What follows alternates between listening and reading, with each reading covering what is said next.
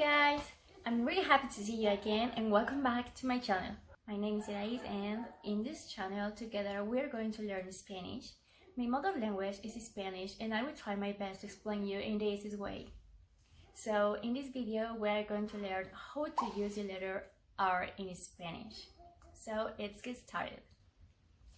We're going to start with double R.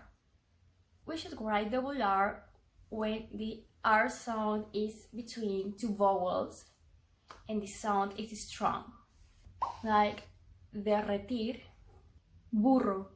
And we use double R with compound words and the second one starts with R.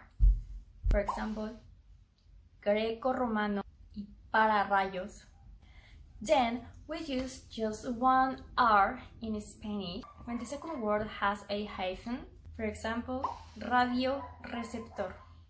We use one R just when the sound is in the beginning or at the end of the word and the sound is strong.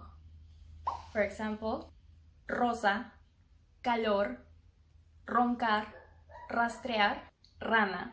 And we use just one R after the consonants N, L, S, V, and the sound is also strong.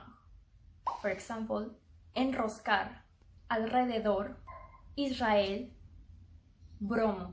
We use one R with a really strong sound between vowel and consonant. For example, estrella, mordida, programa, marzo. And we use just one R and the sound is really soft when it's between two vowels. For example, para, araña, cariño, cara, pared, barato, curar, jirafa, enero. That's all for today, guys. Thanks for watching.